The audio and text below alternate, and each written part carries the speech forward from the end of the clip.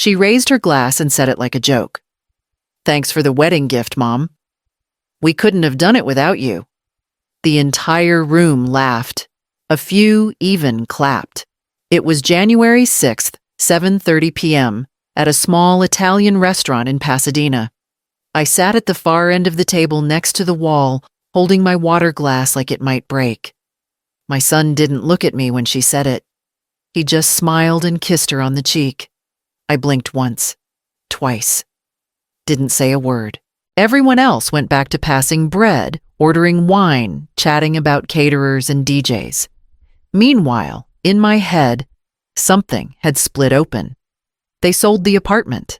The one I'd lived in for 20 years.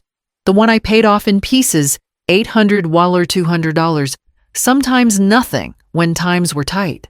I turned to Julia, my old coworker, who I hadn't seen in months. She leaned in and whispered, "Wait, is she talking about your place?" I nodded barely. Her face dropped. Damn, that's cold. And it was. But worse than cold was this pit in my stomach, because I'd given them a copy of my documents 2 years ago when they said they wanted to prepare things early. I thought I was being responsible, helpful, family. If they could afford a $100,000 wedding, why did they need my name on a deed? Why take something that was already mine? I stayed until the appetizers came. Didn't touch the bruschetta. Didn't touch my son's arm when he walked by either. I won't lie, part of me still hoped there was some mistake, that maybe they were exaggerating, maybe it was some twisted joke. But deep down, I knew.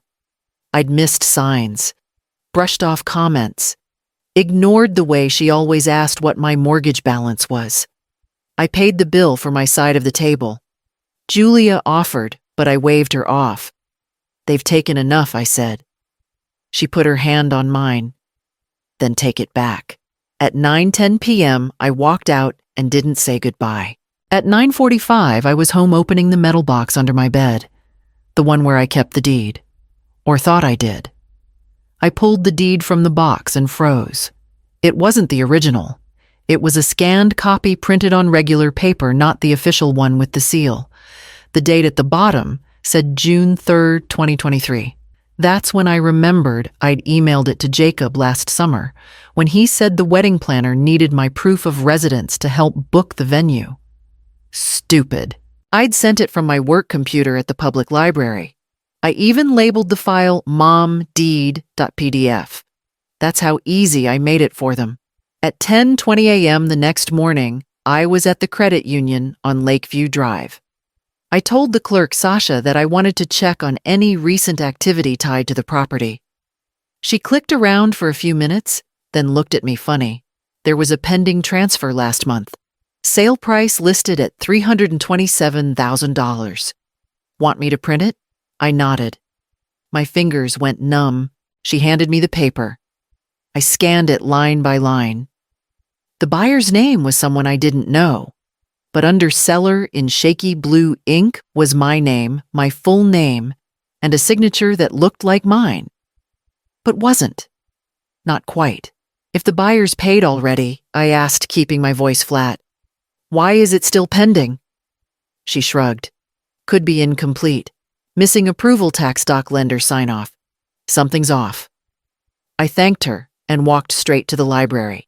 Downloaded my old emails, pulled the original scan I sent Jacob. I held the two side by side. They didn't even bother to change the angle. They traced it. Pixel for pixel. You ever realize you handed someone the knife they used on you? I sat in the car, a 2006 beige Corolla I've driven since my husband died, and stared at the dashboard. I felt stupid. Not just for trusting them, but for brushing off little things. Like when she asked for my license just in case. Or when Jacob joked, "If Mom ever leaves us anything, I'll make sure it's used well." Used. Used for what? If they were really family, why start by erasing mine? I drove back home, didn't eat lunch, just opened my laptop and emailed every file to myself. Then I opened a new folder, named it for when they lie again. I showed up at the city records office on January 9th a little before noon, wore a gray zip-up no makeup, and brought a grocery bag with some old papers to make it look casual. The woman behind the counter Marcy used to work with my late husband at DMV. We weren't close, but she recognized me right away. "Still living over on Hawthorne?" she asked. I nodded and smiled. "Just doing a little cleanup on the old property file." She pulled it up on her screen, squinted, then said, "Well, it's still in your name. There's a pending sale here, but no final stamp. Weird timing." She printed a copy without me asking. "Want me to highlight anything?" I thanked her and took the printout. My name was right there, top left corner. Owner of record. Their attempt hadn't gone through. "Not yet." I asked, "What kind of thing would block a sale like that?" She shrugged. "Mismatch in ID, missing lien release, forged docs.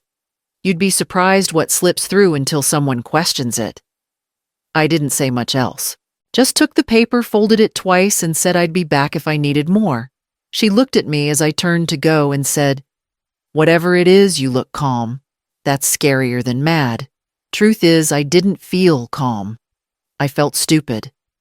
Stupid for how fast I handed over copies back then. Stupid for ignoring how her tone changed when I talked about keeping the apartment until I couldn't manage stairs. And I felt something else too, fear. If I pushed this too far, would I lose Jacob for good? What about the grandkids? Would they even remember me? But then I thought, if he really had this under control, why'd he need my credit? My signature? My silence? If it was such a gift, why was it hidden? I walked out, sat in the car again. Same beige Corolla driver's seat, cracking at the edge, and opened the printout like it was an X-ray. There it was, my name still holding. For now. And that gave me just enough room to plan what came next. By 10:15 a.m., I was sitting at my dining table with a yellow legal pad, my old Dell laptop, and 2 manila envelopes. One labeled, Lawyer, one, them. I had the deed printout from the records office, the forged sale doc from the credit union, screenshots of the email where I'd sent Jacob the scanned PDF. I even printed the mortgage log showing my payments every month up until December. $1.9742 each time, like clockwork.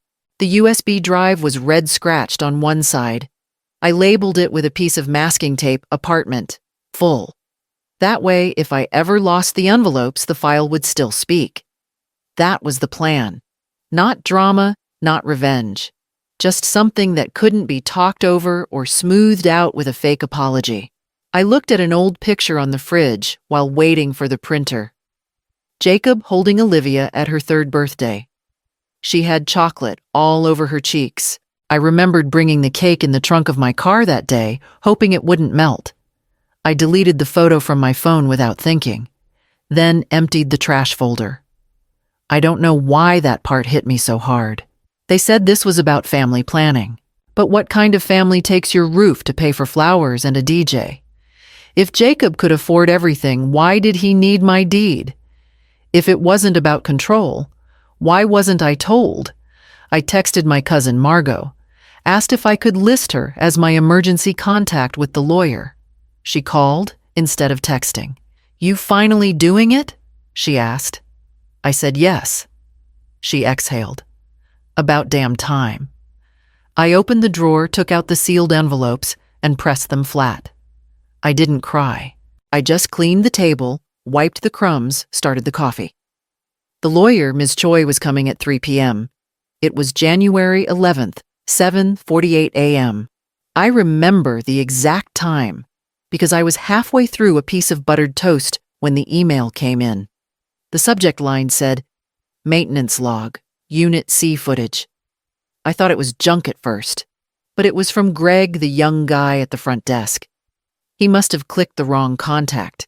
The video was from a week earlier hallway angle right outside the elevator.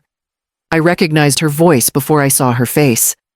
My daughter-in-law in that beige coat she always wears, holding a Starbucks cup, talking loud. "Oh yeah," she said, laughing. Jacob finally got her to cave. It's basically ours now. She thinks she's still on paper, but we just needed it for the bank." Her friend, dark hair, big earrings, whispered something back, and they both laughed like it was a joke they'd practiced. I watched the clip twice. Didn't touch my toast again. My mouth felt dry like I'd swallowed dust. I didn't write back to Greg. Didn't forward it. Just saved the file, renamed it Unit C11 jan4.move, and moved it onto a new USB. If it was really a gift, why lie about it behind my back? If we were family, why did they need to work around me like I was an obstacle? Later that day, I called Greg just to make sure he wouldn't mention the email. Told him I got it by accident and already deleted it. He sounded nervous, said I thought it was going to the lawyer's firm. "Sorry, Ms. Hartman." "You good?" I said I was fine. I wasn't, but I said it the way women my age always do when we've decided to swallow something for now. Truth is, I was embarrassed I hadn't seen it sooner. The smugness, the sideways comments, the way she smiled when I talked about downsizing, like I was already halfway out the door. I copied the video to a second USB and locked it in the drawer with the envelope. Then I opened my calendar and marked 1 week from today in red. It was Thursday morning, January 14th, just after 9 a.m. I caught Bill in the hallway near the mailboxes, fumbling with his key like always. Bill's lived across from me for 14 years. We're not best friends, but he sees what goes on. More than once he's knocked when I left the stove on too long. I asked him if we could talk for a second, not in the hallway. We walked slowly down to the side courtyard. Cold, but quiet. I told him, "Something's going on with my apartment. Would you be willing to confirm if needed that I still live here? That I've still been paying?" He squinted at me a little confused. Then he nodded. "Yeah, of course. You're here. You're the only one who waters the plants on time." I almost laughed, then didn't. I think he saw it in my face. He added, "You okay, Marion?" I said I was fine. He didn't push. As we walked back upstairs, I asked one more thing. If someone said I gave the apartment away, that it was theirs now, would that make any sense to you? He shook his head. "You've been here the whole time. You paid for the new hallway carpet with the HOA. They don't even show up unless it's to park in your spot. If I hadn't asked, no one would know. If I hadn't spoken up, the only voices left would be the ones rewriting the truth." Part of me hated needing help, hated dragging someone else into it. But another part, the tired part, was just grateful someone had been watching. I walked back into the apartment and sat on the edge of the bed. The silence hit me hard. I realized I'd ignored the way Jacob stopped calling unless he needed something, the way Lily always said your apartment with a little smirk. I texted Bill later that day. "Can you be home Sunday around 2?" He replied, "Sure. Just let me know if I need to wear a tie." I smiled. It was the first one that week. I opened the closet and pulled out the red folder. Sunday morning, January 17th, I sent the text at 8:46 a.m. sharp. I remember the exact time because I paused for a full minute before pressing send. "I'll be dropping the keys off Sunday. You said you needed them before the wedding, right?" No smiley face. No period. Just bait. I sat at the kitchen counter with my mug of black coffee, still half full, still cold. I didn't tell anyone, not even Teresa. She'd asked too many questions, and I wasn't ready to hear my own answers out loud. 5 minutes later, I saw the typing dots pop up. Then the message, "Thanks, Mom. You finally understand." Understand what exactly? That I was never supposed to ask. That being their mother meant being their silent co-signer. If Jacob could afford the $100K wedding, why did he need my equity? Why was my name even still on the property if he had everything under control? They weren't just using my money, they were counting on my silence. At 10 a.m., Teresa called about brunch plans. I said I was busy. Something came up. She joked, "You finally dating someone," I laughed short. Then she added, "Whatever it is, just don't let them get away with treating you like the ATM." That hit harder than she knew. I looked around my living room. The throw blanket was still folded on the couch. Jacob's old drawing from second grade still hung crooked on the wall. I hadn't taken anything down, but they'd already erased me. And the worst part, I saw signs months ago. The casual, "We'll take care of the paperwork." The just scan. This signature. Mom, the fact that I wasn't asked, I was informed. I wanted to believe they'd never cross that line. But people don't always yell when they rob you. Sometimes they just smile, take the keys, and say thanks. I stared at the door. At 1:58 p.m., I slipped the red folder into my tote and zipped it. 2 more minutes. I got there at 1:40 p.m. Not 2. Not fashionably late. Early, because I knew they wouldn't expect that. The thank you brunch was set up in my dining room. White balloons, overpriced floral centerpieces, a 100K celebration banner taped crooked across the mantel.